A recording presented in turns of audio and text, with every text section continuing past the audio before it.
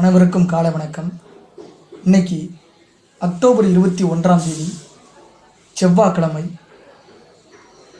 நேற்று நம்ம கூறியது போலவே டைனமைட் அப்படின்ற ஒரு வெடிபொருளை கண்டுபிடிச்சவர் தான் ஆல்பர்ட் நோபல்.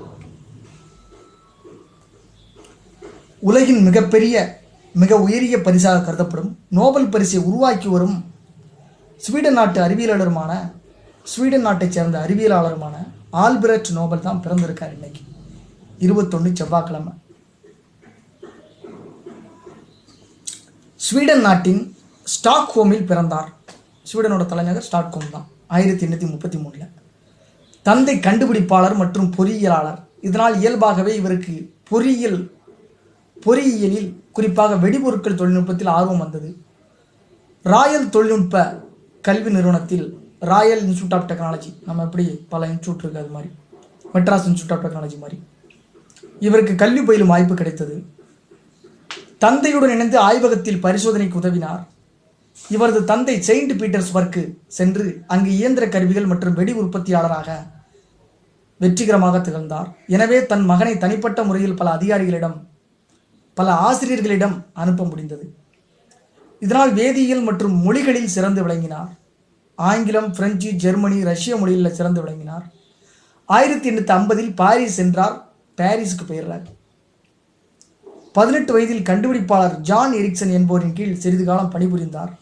அமெரிக்காவில் 4 ஆண்டு காலம் வேதியியல் ஆய்வுகள் மேற்கொண்டார். 1857 எரிவாயு மீட்டர் குறித்து தனது கண்டுபிடிப்புகளுக்கான முதல் காப்புரிமையை பெற்றார். குடும்பம் மீண்டும் ஸ்வீடன் திரும்பியது. இவர் வெடிபொருட்கள் குறித்த ஆய்வில் முழு மூச்சாக ஈடுபட்டார். குறிப்பாக நைட்ரோகிளிசரின் பாதுகாப்பான உற்பத்தி மற்றும் பயன்பாட்டில் ஆர்வம் காட்டினார். 1863 வெடிமருந்தை கண்டுபிடித்தார்.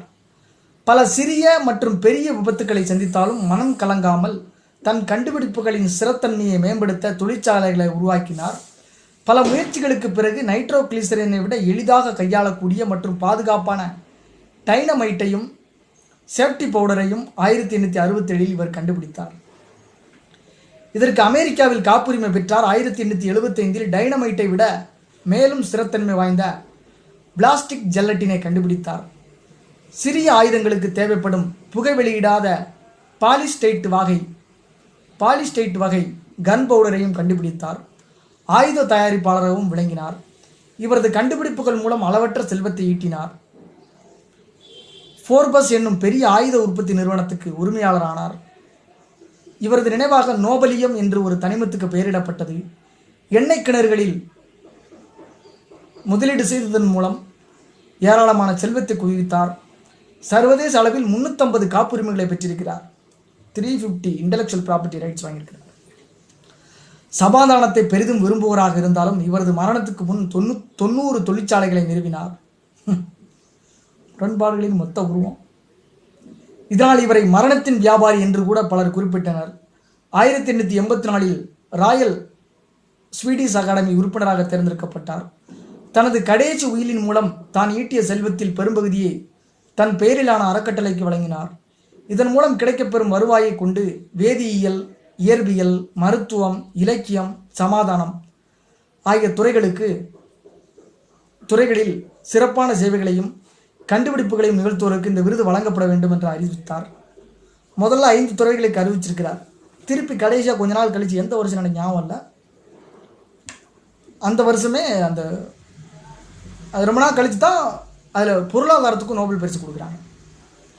உலகம் முழுவதும் உள்ள தலை சிறந்த அறிவியலாளர்கள், இலக்கியவாதிகள் உள்ளிட்ட ஏராளமானோர் சர்வதேச அளவில் அங்கீகரிக்கப்படவும் புகழடையவும் காரணமாக இருந்த தொலைநோக்கு சிந்தனை கொண்ட ஆல்பர்ட் நோபல் 1896 பெருமூளை இரத்த கசிவு காரணமாக 63 வயதில் மறைந்தார்.